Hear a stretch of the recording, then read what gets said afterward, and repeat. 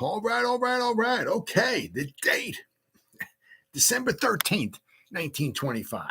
The time, well, it certainly wasn't Monday Night Football. Early afternoon, 1 o'clock, 1:30, 2 o'clock at the absolute latest. The teams, the New York Giants at the Chicago Bears. The place, Wrigley Field, Chicago, baby. This would be the final game of the 1925 season. Well, shall I say the 1925. I got to pop it up here. Regular season for the both these teams, for the New York Football Giants and the Chicago Bears. The Giants would win this game. Spoiler alert: they came into this game 7-4. Out of remember back in 1925, it was the team who had the best overall winning percentage. And when the Giants had their fourth defeat on December 6th, that eliminated them from any championship contention.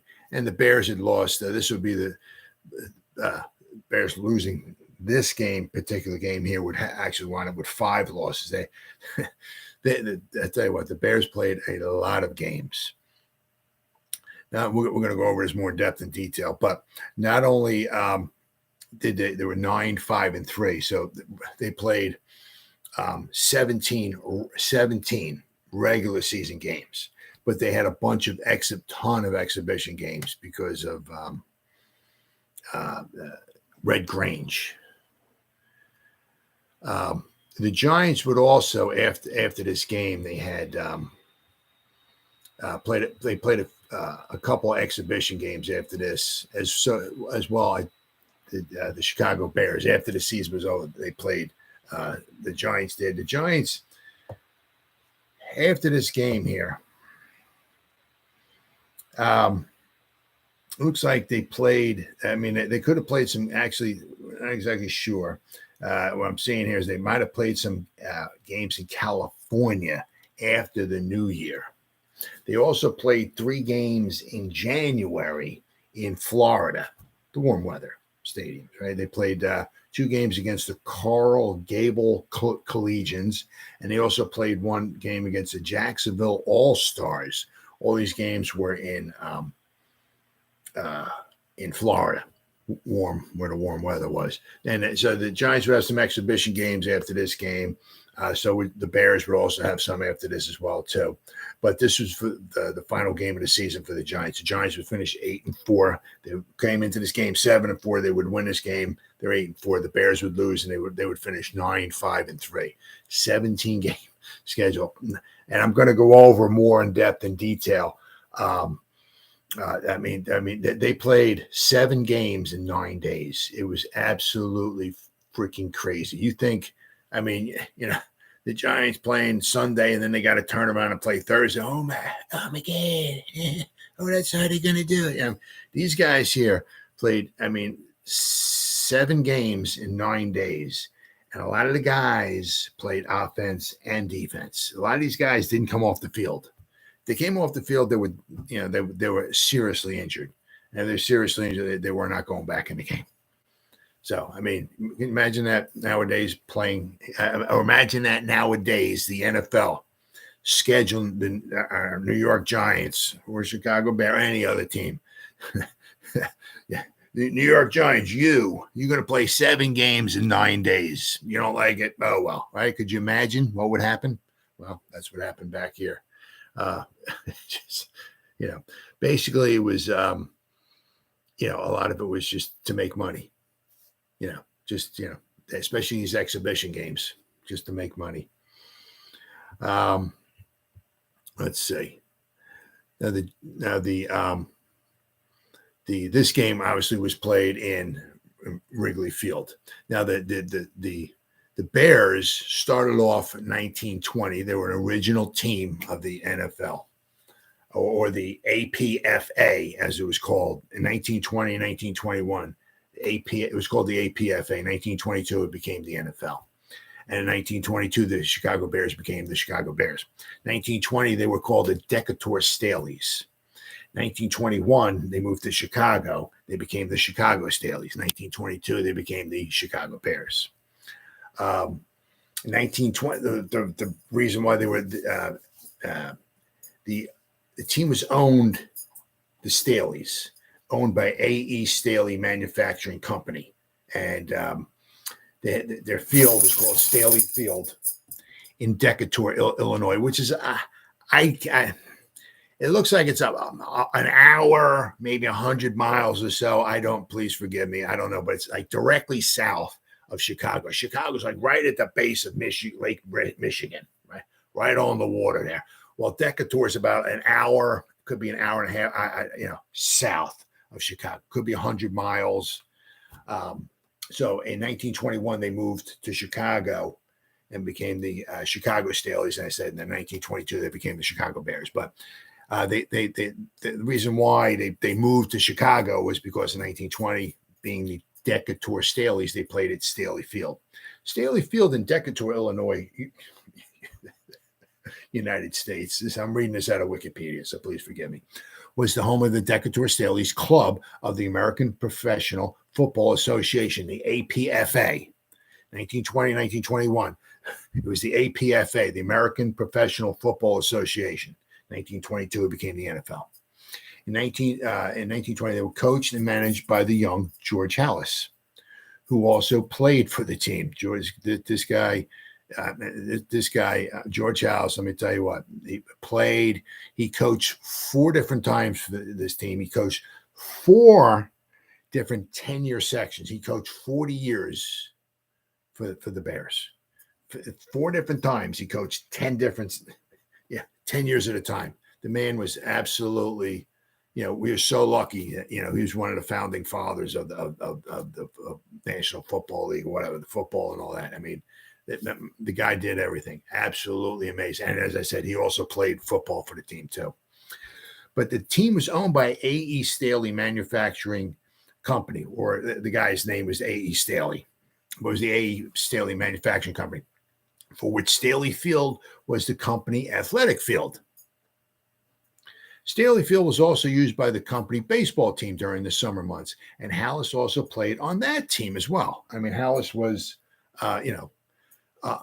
unbelievably smart, good businessman and all, but he was a great athlete, baseball and football. The field was also used by the Decatur entry in the 3I League in 1915 and the Independent League, 3 Independent League, in 1915 and 1922 and 1923. Although the Staley football team was popular in 1920, it struggled financially, partly due to Staley's Field 1,500 seating capacity. The fans were charged $1 to attend games, and company employees received a 50% discount.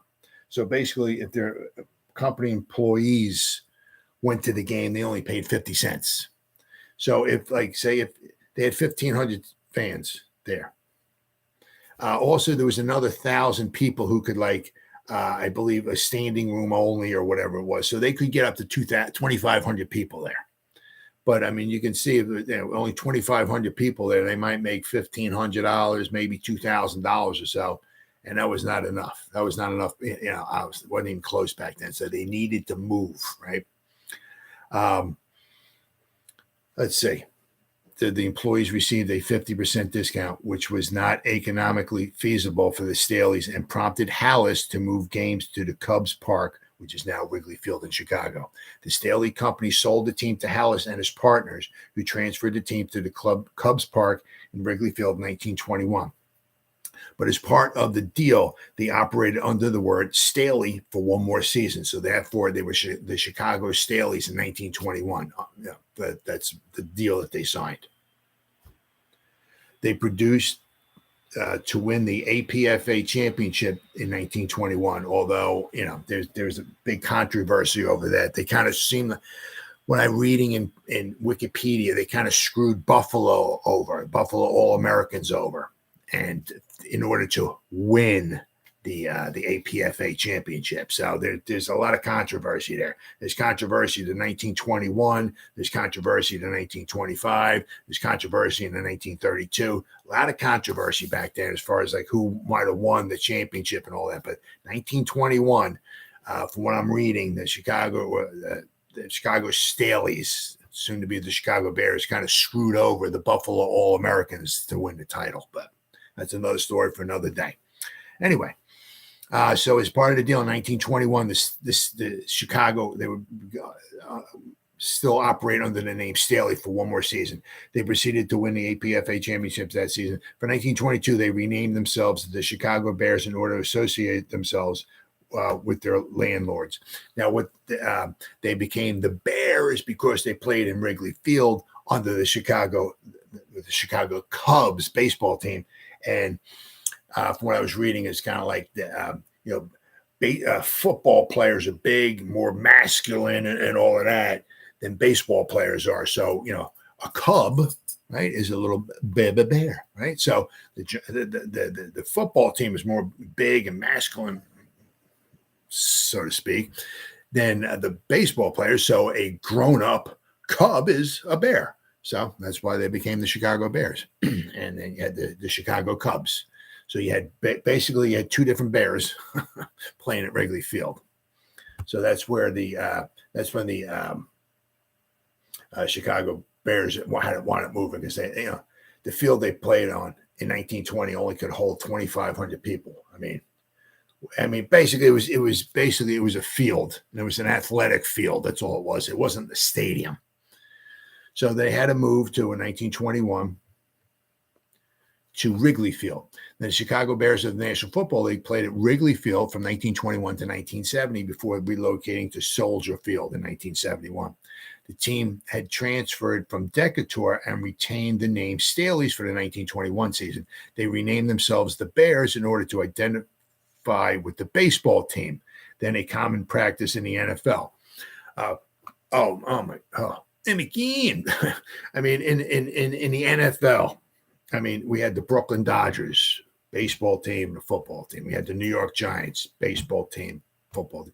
We had the New York Yankees baseball team, football team. We had the Pittsburgh Pirates baseball team, football, who became the Pittsburgh Steelers. We had the Cincinnati Reds baseball team, football team. We had a lot of this with the same name, same baseball team, football teams with the same name. The Bears were a little bit different. Basically, they call themselves the Bears is where it was the Chicago Cubs, but they're very, very close to being similar names. Wrigley Field once held the record for the most, and this is a little interesting point here.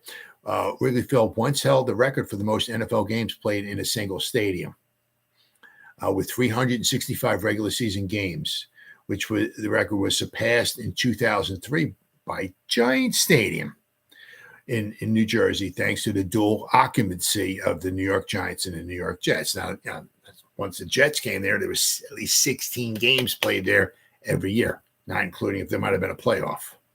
So in a 10-year period of time, there was 160 games played at Giant Stadium. On September 14, 2003, the game played between the Jets and the Dolphins was a 366 regular season game, an NFL game at Giant Stadium, breaking the Wrigley season record. The 50 seasons the Bears spent at Wrigley Field had been an NFL record until 2006, when Lambeau Field duplicated the feat by hosting the Green Bay Packers for the 50th season and broke it in 2007. Soldier Field also matched the accomplishment when the Bears played there for their 50th season in 2021. But initially, the Bears worked with the stands that were there. Eventually, they acquired a large portable bleacher section that spanned the right and center field area. So this is 1925, the Bears with Wrigley Field.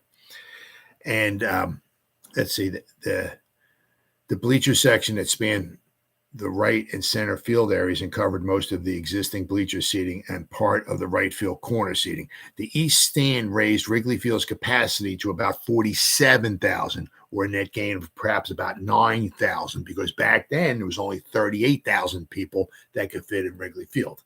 It's still not a big park at all by any stretch of the imagination. I mean, if they ever were able to, add some seats to it, I'm sure they can add probably an easy 15 or 20,000, and make a lot more money, but it is what it is. After the Bears left, this structure would leave on a would live on for several years as the North Stand at Soldier Field until it was replaced by permanent seating. But, so I said, so in 19, which wound up being, fantastic for the Bears because from when the Bears were there, let's see, the seating capacity from 1925 and 26 when the Bears were there. I mean, this season here, the seating capacity was only 20,000. So Wrigley Field, when the Giants played at Wrigley Field, it was about 20,000 seats. That was it. 1927, it must have gone through a major. It's in here without me reading through it. It's in Wikipedia, but basically it almost doubled its capacity. From 1923 to 1926, Wrigley Field, where the Bears played, held about 20,000. 1927, it went up to 38,396. So it almost doubled. It went from 20,000 to 38,000, almost doubled its capacity. But then somewhere along the line, they with the Bears, they added those bleachers in, which added another 9,000. So for a football game, they could see about 47,000 people, which, I mean, isn't bad. But I mean, obviously nowadays with today's stadium and all, you get good 50, 60, 70,000, possibly even 80,000 people. And if it's sold out, get 80,000 people in there. It's, it's a lot of extra money, So, I mean, that's one of the reasons why the Bears wound up moving. But that's where the Bears played. Originally they played at Staley Field for one season, and then they moved to Chicago's Wrigley Field, where they played from 1921 to 1970. And then 1971, they moved to Soldier Field. So this game was played at Soldier Field. And just to kind of go to show you, I mean, the Chicago Bears, they got the big attraction that one season. They got Red Grange. He ended and he played the week before. We're talking about December 13th, 1925. That's what this game is. The week before that, these two teams played at the Polo Grounds. And the Bears would wind up winning 19-7. But the Bears wound up, they had the big attraction. They had Red Grange. He played for Illinois. He played his final game. It was like toward the end of November at Illinois. He couldn't play in the pros as long as he was at school. So once his college football season ended, he left school and he joined the pros, and he made a lot of money. But he was the big attraction. He was the big draw. They had 70,000 people at the Polo Grounds when the Bears, the week before, December 6, 1925, when the Bears and the Giants played. It was over 70,000 people there. It was crazy. The Giants had never had nowhere near the most. See here, the most the Giants had at, let's see here. They had 27,000, 18,000, 20,000, 10,000. They had about 25,000. The Kansas City Cowboys, there was 30,000 there. The Dayton Triangles, there was 18,000. So they had more than double of the closest, the next closest game as far as attendance on when they played December 6th. 1925. It was at least 70,000. There was probably even more than that because there was people that came in who didn't pay, and it was just like all over the place in the aisles and all over the place. So, but they, with Red Grange in attendance, the Giants sold the whole place out. Well, during the course of the week, Red Grange got hurt, and he didn't want to play in this one particular game, December 13th, 1925, and I'm going to go over that. But he was the big draw. He was like Michael Jackson, Michael Jordan, Babe Ruth, and Jesus Christ all wrapped up in one. If you go and you look in the newspaper articles, especially in New York, darn near almost every day, excuse me.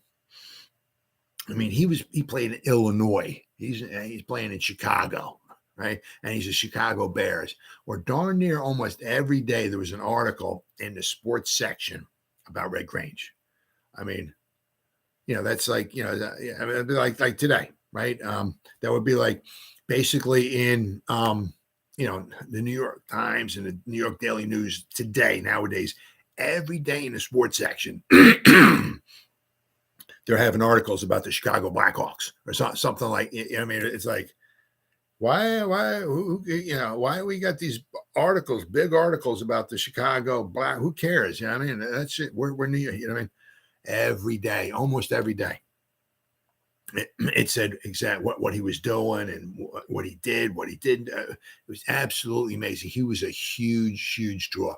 Tim Mara, the owner of the Giants, tried to get him, but he wound up, obviously, the couple of teams tried to get Red Grange because he was such a big draw. He knew if you could get Red Grange, especially at the Polo Grounds, he knew he could sell the place out and he could finally make some money. But unfortunately, he signed with the Bears, and they tried to cash in on his popularity, and cash in they did. He played 5 games. In 5 games, he made $82,000. He pocketed because in his contract, his manager got him where he made so much of the ticket sales.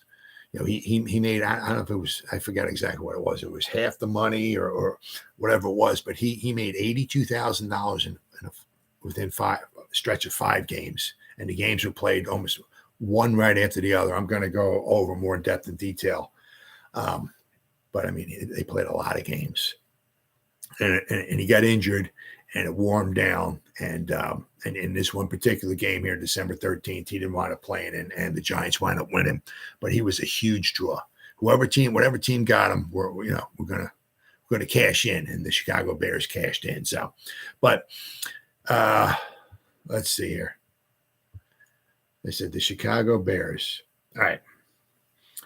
They played December 5th, December 6th. This is when once they got Red Grange. All right. They also played, there was other games they played as well too, but I'm just going to go over this one stretch of basically like 9 days, right? They played December 5th, December 6th, December 9th, December 12th, December 13th. They also played December 8th and 10th too. They played 2 exhibition games. So in the 9-day period, they played 7 games. From December 5th to December 13th, the Chicago Bears, they played the 5th, the 6th, the 8th, the 9th, the 10th, the 12th, the 13th. 5, 6, 8, 9, 10, 12, 13. 7 games in 9 days. And I said Red Grange wound up getting injured in one of these games, and he didn't wind up playing.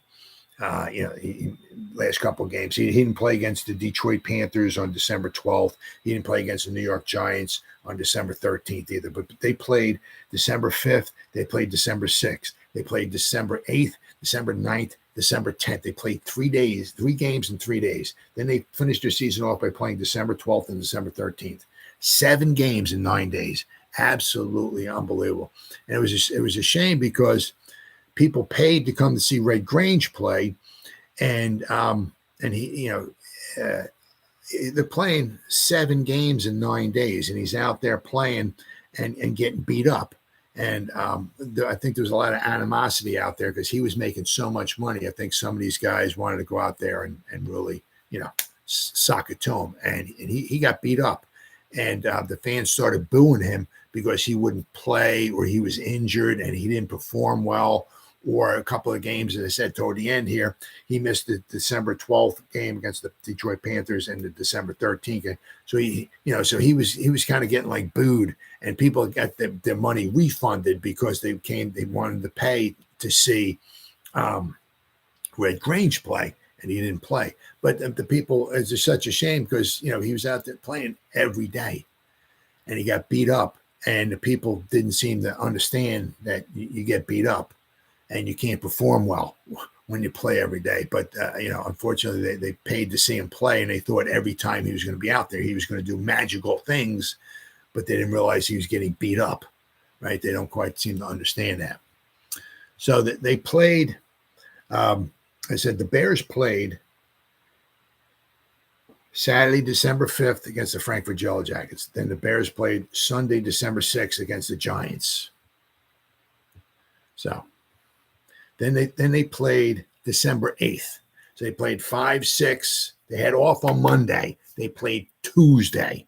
They said Grange and the Bears down Washington. Illinois Star fails to pierce the All-Stars for big gains, but the Bears won 19-0. The game attracts only 7,000 people. This is a Tuesday game. Red share estimated at $4,000. Chicago scores twice on intercepted passes. It says here in Washington, the football star Red Grange did not twinkle very brightly at the American League Park this afternoon when the famous Illinois Redhead and the Chicago Bears scored a 19-0 victory over a picked 11 named the Washington All-Stars. About 7,000 cash customers paid to see Red do his stuff, but the famous Wheaton Iceman proved quite a disappointment. Grange's share was estimated about $4,000. Grange's contract called for him to play at least 25 minutes. So he played at least 25 minutes. But, people don't understand. He played Saturday. He played Sunday. He was off Monday. He played Tuesday. This is his third game in 4 days. And he's disappointing. Well, yeah, no kidding. Then, of course, after they played the Washington All-Stars on Tuesday, then they played the Providence Steamroller on Wednesday. Grange is booed by Boston fans. Displays poor form, is stopped at every turn, gaining only 20 yards as Bears lose 9-6. There's 15,000 people in the stands. The 15,000 people brave the cold to see Star and do not hesitate to express disappointment. Steamrollers win. So this is his fourth game in 5 days, Red Grange and the Bears. So these 15,000 people come to see him play, and he doesn't perform well. This is his fourth game in 5. They just don't see it. He's getting beat up. He's tired. I mean, the guys nowadays are in so much better physical shape than they ever were 100 years ago, and they're playing once a week. Here, he's playing every day. He's getting beat up every day, and he doesn't perform well. Well, I guess not. He has no time to rest. And it's a shame because he was a very, very special athlete, very, very special football player, and he's getting booed. Says Red Grange made his first appearance in Boston today. About 15,000 fans put on the heaviest overcoats they could buy or borrow and trooped to Braves Field to see the Flash from Illinois. The Bears were beaten 9-6 by the Steamrollers of Providence, and Grange hardly did a thing. Well, I guess not.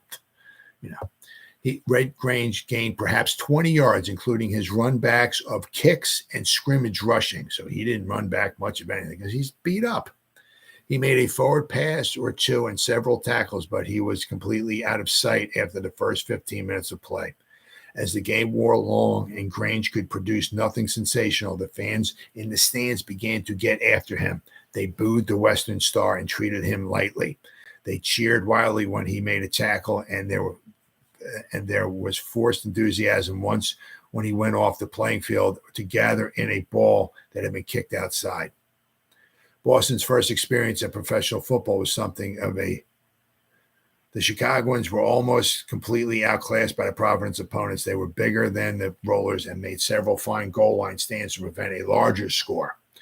But the Westerners showed that football cannot be played 3 or 4 days a week with any display of speed and team play. So they were even talking about here, the Westerners, right, showed that football cannot be played 3 or 4 days a week. You can't play 3 or 4 days a week with any display of speed and team play, right? So then, of course, this is December 9th. This is Wednesday, December 9th, right? Then we have Thursday, December 10th. This is their fifth game in 6 days. 5 games, 6 days. Grange is injured. May be out a month. Suffers broken blood vessel and torn ligament in his left arm in his Pittsburgh game, which this was an exhibition game. He hopes to play tomorrow. Saturday. He hopes to play Saturday, but he doesn't. But physicians say he will be idle at least 2 weeks. He was hurt in the first period. His team was beaten 24-0. Bears crushed by powerful all-stars. Movie exhibitors scores reported huge offer. He got a huge offer to be in the film, like $300,000, I think it was. He was a huge star back then. Let me tell you what. Harold Grange was hopeful tonight that he would be able to take the football field Saturday in the game at Detroit, despite injuries he suffered in today's game between the Chicago Bears and the Pittsburgh All-Stars. The Bears lost 24-0 against the Pittsburgh All-Star team. But the Bears were just so beaten up. I mean, his 5th game in 6 days. While the galloping ghost of the Gridiron was confined to his room in the hotel under the care of a physician, George Halas, manager of the Bears, said that he expected Grange to be able to resume playing in 3 or 4 days. Their physician of the Pittsburgh Baseball Club was not so optimistic, stating a belief that the star player would not be able to get into the game for 2 weeks or a month. So let's see. After the examination, said there's a ligament had been torn loose and that a blood vessel had been broken. An X-ray examination was ordered to determine the exact extent of the injury. Grange himself made light of the hurt. He said it was nothing more than an old bruise suffered in a previous game that had been struck again in play during today's game. The pain, Grange said, forced him to leave the game. So, so he played his 5th game in 6 days. So then they had off on Friday. Okay. So then they wind up playing Saturday. All right. Against Detroit. But blood clot formed in Grange's arm. Examination reveals danger of its traveling through his system and reaching his heart. Arm is ordered in splints. Upper part swollen twice its natural size. He's out of game in Detroit today. Says Harold Grange, football star, arrived here tonight with the Chicago Bears, who were scheduled to play a professional football game tomorrow, on Saturday, meaning Saturday, December 12th. A large crowd met the party at the railroad station and escorted the former Illinois star to Webster Hall, a bachelor hotel. After being examined by a Detroit physician tonight, Grange announced he would not play tomorrow, meaning Saturday, December 12th. So, this Saturday, December 12th, Grange not to face Giants team. The Stars' arm is better, but doctor orders rest for several days. Bears lose in Detroit. So December 12th against the Detroit Panthers in Detroit, the Bears lose to the Detroit 21-0. They bow to the Panthers without Red. I'm reading Red Grange. 21-0. $18,000 refunded at the gate. So Red Grange did not receive any money for this game at all because he didn't play. Red Grange greeted Detroit football fans at Navin Field this afternoon, but was unable to participate in the game. His team, the Chicago Bears, lost to the Detroit Panthers 21-0. Red watched the battle for a 3rd place in the National Football League from the bench. Grange also will be unable to participate in the game in Chicago tomorrow at Wrigley Field when the Giants come, when the Bears play a return engagement with the New York Giants. This was made known by their doctor. He had made an examination of his injured arm at the instigation of Jimmy Kinselman and Tom Reynolds of the Panthers, who desired to ascertain for certain whether the famous redhead would be able to play, which he was not able to. Said one of the doctor's report was to the effect that an arm injury of Grange's sort required several days of complete rest to be cured.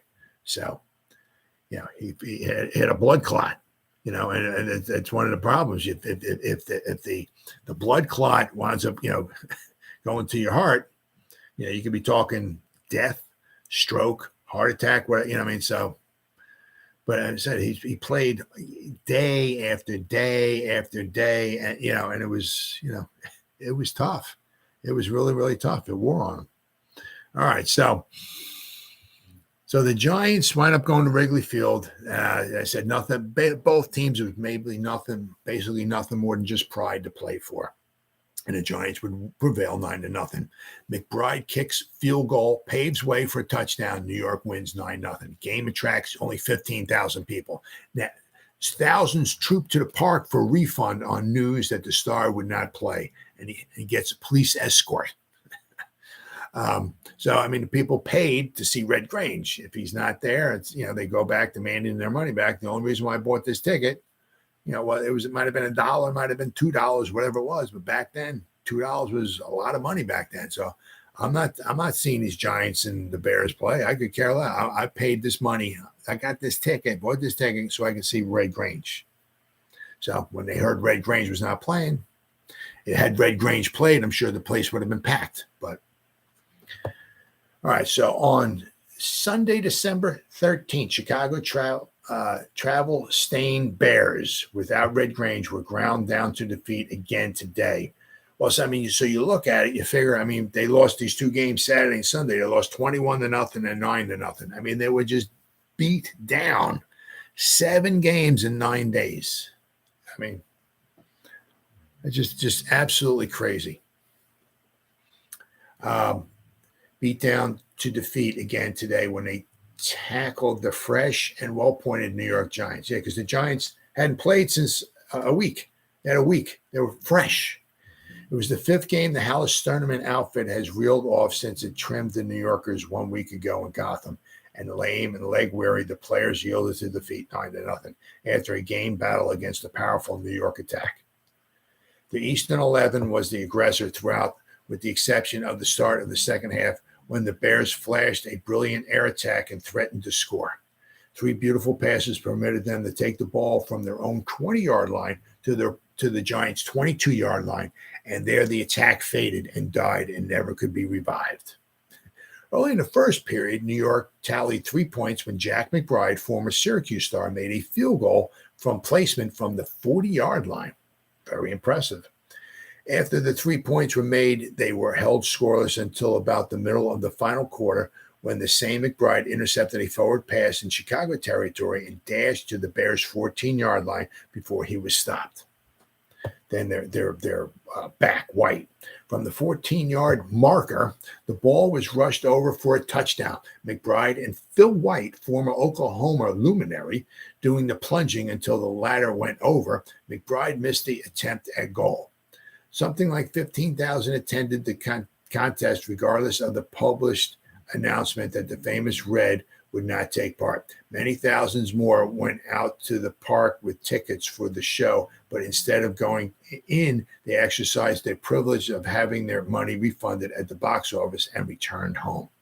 And at a late hour tonight, officials of the club were still counting the money that had come in and the club had given back. There was little doubt but that a crowd of double the size would have attended had Mr. Grange been able to play. So there would have been probably, they were saying, close to about 30,000 people would have been there had Red Grange played, but he couldn't. He had a broken blood vessel in his left arm, and he just could not go. Grange sat on the Bears bench part of the time, wrapped in his coonskin coat. Later, he retired to the clubhouse for a treatment on his injured arm. It was announced that the injury is nothing serious and that he should be ready to do his stuff as well as ever in another week. After the game, he was escorted out of the park to a taxi cab by a dozen policemen. I mean, holy cow, who protected him from admiring throngs. Simply amazing. All right, so we got, this is the lineup. Jappy was the left end for the Giants. Milstead was their left tackle. Carney was their left guard. Doc Alexander. This was the final game for the regular season for the New York Giants, 1925. Bob Folwell was their coach. After this season, Bob Folwell would be no mas with the Giants. Doc Alexander, the Giants center, would be the Giants head coach in 1926 for only the one season. Tomlin was the right guard for the Giants. Parnell was the right tackle for the Giants. Bomar was the right end. Hinky Haynes, good old Hinky Haynes was the quarterback. Benkert was the left halfback. McBride was the right halfback. And P. White was the Giants fullback. All right, for the Bears, Haney was the left end. Healy was the left tackle. Fleckenstein, there you go, was the left guard. Anderson was the center. McMillan was the right guard. Murray was the right tackle. George Papa Bear Hallis was the right end.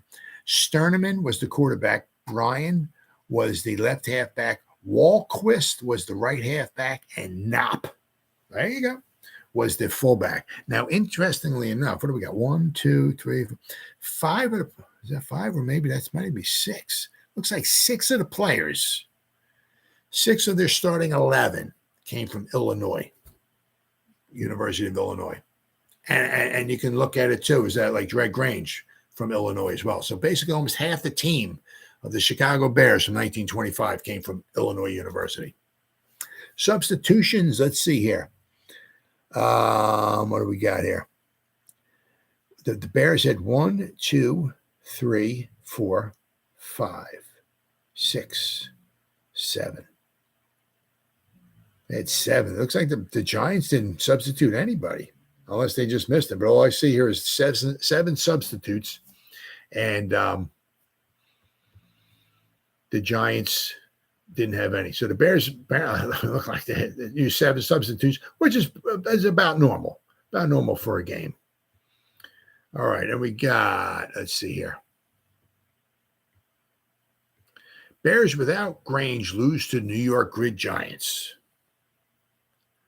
Chicago's, that says it very well. Chicago's travel-stained Bears, lacking the services of Red Grange, went down to defeat again today at the Cubs Park or Wrigley Field when they tackled the fresh, very, very true, and well-pointed New York Gridiron Giants. It was the 5th game the Hellas Sterneman outfit has reeled off since it trimmed the New Yorkers 1 week ago in Gotham, and lame and leg-weary, the players yielded to defeat 9-0 after a game battle against the powerful New York attack. The Eastern 11 was the aggressor throughout, with the exception of the start of the second half when the Bears flashed a brilliant air attack. It looks like it was pretty much about the same article. This is from the New York Daily News. The other article was from the New York Times, but pretty much it looks like it's pretty much about the same exact article. It is the same exact article. Early in the first period, New York tallied 3 points when Jack McBride, the former Syracuse star, made a field goal from the 40-yard line. After that, they were held scoreless till about the middle of the final quarter when Mr. McBride intercepted a forward pass, got down to the 14-yard line, and then Phil White, doing the plunging until the ladder went over. McBride missed the attempted goal. So something like 15,000 people attended the contest. So it's the same exact article in the New York Times and the New York Daily News. Same exact article. So I also, if I can find it here. Oh, here we go. So that's once again here. It says Grange out for at least 10 days, says the physician. Red Grange is out for the professional football for at least 10 days and possibly longer, suffering from a blood clot in his left arm, physicians announced today, which was December 12th. As a result, the former Illinois star did not play here today against the Detroit Panthers, but did appear on the sidelines. His arm was bound in splints. The game between Grange's team, the Chicago Bears, and the Detroit Panthers was played as scheduled before a straggling crowd of about 5,000 people. So, all right, so that was that. And then we have, boom. All right. This is from the Chicago Tribune here. It says, Red sits out as tired mates fade and fall. Refunds hold crowd to about 15,000 people. So, all right. Chicago travel-stained Bears without Grange went ground down to defeat again yesterday at the Cubs Park. I wonder if this is the same exact article here. Hold on. The Eastern 11 was the aggressor throughout, with the exception of the start of the second. Basically, it seems like it's almost the same exact article. Let's see. McBride starts the trouble. All right, let's see here. This looks like this might be different. Early in the first period, New York tallied 3 points when Jack McBride, the former Syracuse star, made a field goal from the placement from the 40-yard line. After that, they were held scoreless until about the middle. It's almost the same exact article. Let's see. Yep, it's the same exact article. All the same exact article. Something. It's amazing. Whoops. That's it. There we go. What do we got here? See if I can get this here.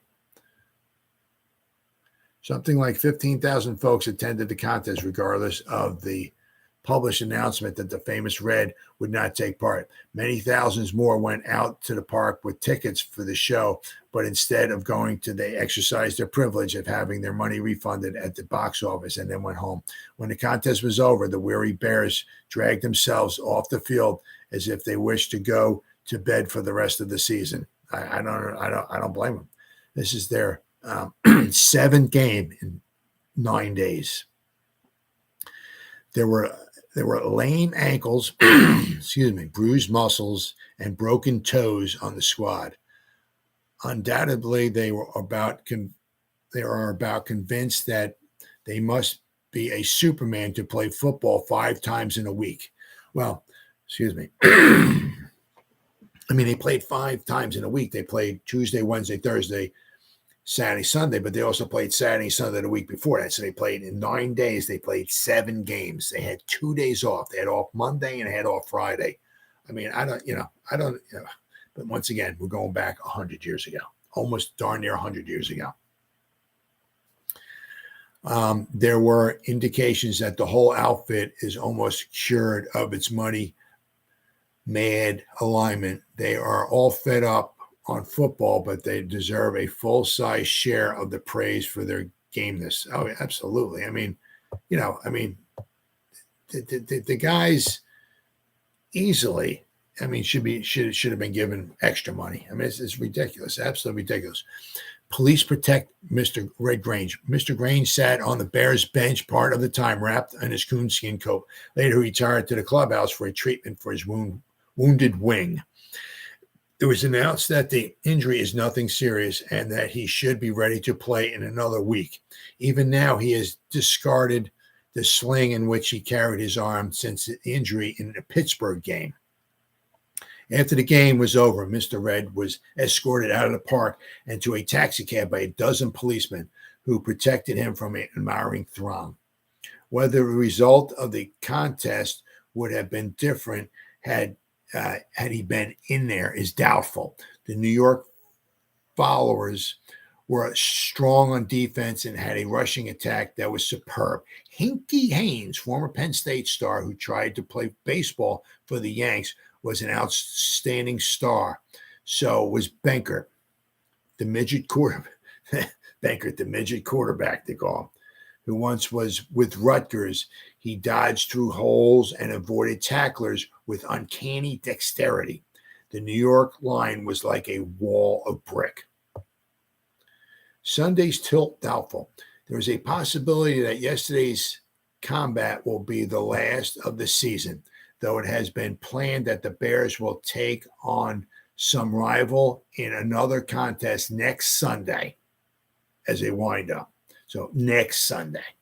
George Halas and Dutch Sterneman, bosses of the outfit, hinted last night that the plan may be abolished. Chris O'Brien was there to push his claim for the contest for his Cardinals, but was informed he would be given a definite answer on Tuesday. So apparently they were trying to play the Chicago Cardinals and the Chicago Bears the following Sunday, but there was no definite answer. There was nothing in another game for the Bears now but money, and they are getting weary of earning it. Their defeats of last week have put them out of all possibilities for the championship. Yeah, because they have 5 losses. The Chicago Cardinals would win the championship in 1925 with 2 losses. They still are eager, however, for the Florida and California tour with the Grange Pile Corporation and expect to leave for the sunny lands anytime starting from today. So the same thing happened with the Giants. Their season ended here, but in early January, they went to Florida. And apparently, which I'm not exactly sure, which I'm going to look into, the Giants also might have made trips to out to California somewhere after the middle of January and made a tour out there and just played some exhibition games just to drum up some money.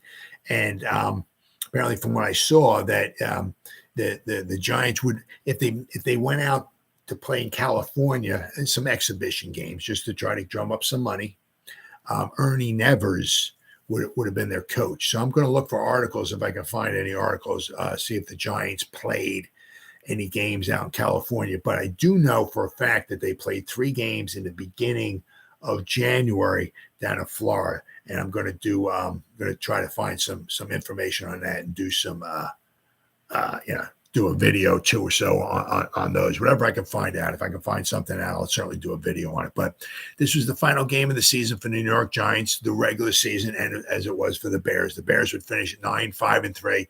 The Giants, for their first season in the NFL, finished 8-4, which was rather remarkable, especially if you consider the fact that they started the season off 0-3.